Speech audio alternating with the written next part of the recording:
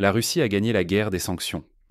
Vladimir Poutine affirme que l'économie russe est désormais la 4e plus grande en termes de parité de pouvoir d'achat, dépassant l'Allemagne et le Japon. Dans cette vidéo, nous allons analyser les impacts des sanctions occidentales, la réorientation économique de la Russie et les tensions commerciales mondiales. Restez jusqu'à la fin pour comprendre pourquoi cette guerre économique est à causer plus de tort aux Occidentaux que aux Russes. Petite question concernant l'économie. Hier, Vladimir Poutine a déclaré, et la salle a applaudi, que la Russie occupait désormais la 4e place en termes de parité de pouvoir d'achat, dévançant l'Allemagne et le Japon. Les experts affirment que c'est grâce aux sanctions que l'économie russe s'est renforcée. La Russie aurait-elle gagné la guerre des sanctions déclenchée par l'Occident ? Merci d'avoir choisi l'expression « guerre des sanctions », parce que beaucoup utilisent l'expression « sanctions illégitimes ». C'est joli, mais ça manque de caractère dramatique. La guerre des sanctions, oui. Je dirais aussi une guerre commerciale, car les sanctions ne sont pas imposées pour être imposées, mais pour modifier de manière illégitime et illégale les formes et les modes de relations économiques, l'équilibre d'intérêts et de forces, les routes logistiques existantes, etc. C'est pour ça que des sanctions sont imposées. Donc c'est vraiment une guerre commerciale. Étant donné qu'environ 20 000 sanctions ont été imposées à notre encontre, pensez-y, 20 000. Alors bien sûr, je suis tout à fait d'accord avec la définition guerre commerciale, qui fait partie de la guerre hybride déjà importante de l'Occident contre notre pays. La Russie aurait-elle gagné ou non? Nous avons résisté. Nous nous sommes réorientés aussi rapidement que possible, à mon avis. Nous avons tout fait pour que non seulement nous, mais aussi la communauté internationale, avec nous d'ailleurs, subissions un minimum de dommages et de dépenses. Car la Russie est un acteur responsable, un partenaire responsable, un membre responsable de la communauté internationale. C'est pourquoi nous pensons non seulement à nos intérêts, mais aussi aux intérêts de ceux qui sont comme nous, des membres et des acteurs responsables et épris de paix de la communauté internationale. La Russie aurait-elle gagné ou non? Ce n'est pas une question d'un jour, d'une réaction particulière, mais d'un processus. L'Occident a essayé de contrôler la Russie pendant des siècles. Il a essayé de s'emparer de nos ressources ou du moins de les contrôler.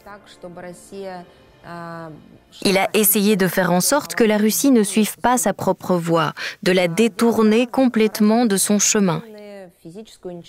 Il a recouru à de divers moyens. Guerre, destruction physique, menaces de force, pression économique, ingérence dans les affaires intérieures. Ils ont tout essayé. C'est malheureusement la réalité et nous la comprenons très bien. Et le fait que nous avons tenu bon et que nos indicateurs économiques sont mieux que ceux qui ont lancé une guerre économique contre nous ne veut pas dire que la partie est finie. Ce n'est pas fini, nous le comprenons parfaitement. Nous avançons.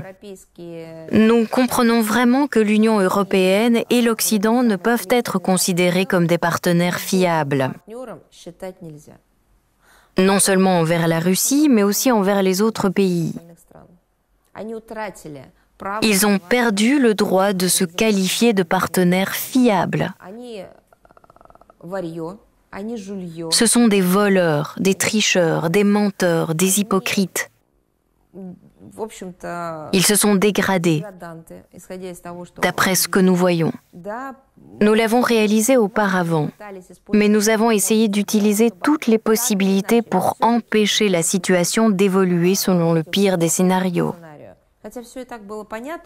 Même si tout était déjà clair, nous avons tout fait pour leur montrer des opportunités, des perspectives au lieu de leur attitude traditionnelle de propagation du chaos, d'ingérence dans les affaires intérieures et de pseudo-domination. C'est le cas des États-Unis et de la Grande-Bretagne qui ne sont des partenaires fiables pour personne. Regardez ce qu'ils ont fait à Israël aujourd'hui. Les États-Unis ont promis à Israël que tout irait bien s'il renonçait à un règlement juridique international de la situation autour de la Palestine et suivait la voie américaine. Et voilà, Israël a suivi la voie américaine. Je vous rappelle également que le sénateur américain McCain a dit qu'Israël représentait la seule démocratie au Moyen-Orient. Regardez ce qui est arrivé à la seule démocratie. McCain décrivait la réalité. Il s'agit vraiment du seul pays du Moyen-Orient qui a pleinement mis en œuvre le modèle de la démocratie libérale en abandonnant ses formes originelles et traditionnelles d'organisation sociale. Bien sûr, les traditions, les religions, les valeurs sont restées quelque part, mais pas en tant que structure politique interne dominante. Et la structure politique d'Israël est une démocratie libérale. Le résultat est évident. Il se manifeste non seulement dans les relations entre Israël et la Palestine et les Palestiniens. Il se manifeste tout d'abord dans la fragmentation interne importante d'Israël. Un peuple uni très étroitement par la religion, par un passé historique tragique commun, se déteste aujourd'hui plus qu'il n'était détesté par les pays et les peuples qui étaient en conflit avec lui aujourd'hui ou auparavant.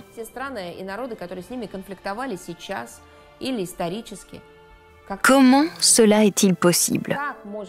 Comment se fait-il qu'en Israël, les Juifs haïssent les Juifs parfois plus que les représentants d'autres pays qui se sont battus avec eux?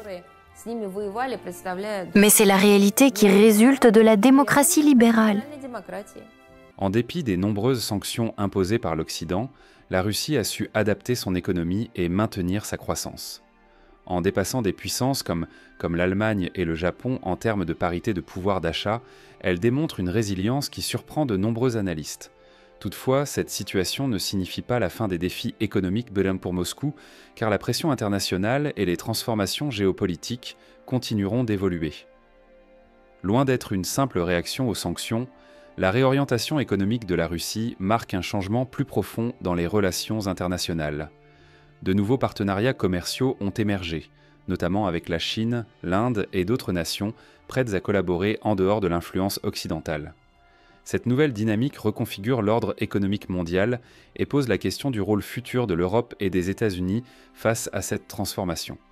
La guerre des sanctions est loin d'être terminée, et son issue dépendra de nombreux facteurs, notamment de l'évolution des alliances et de la stabilité des marchés mondiaux.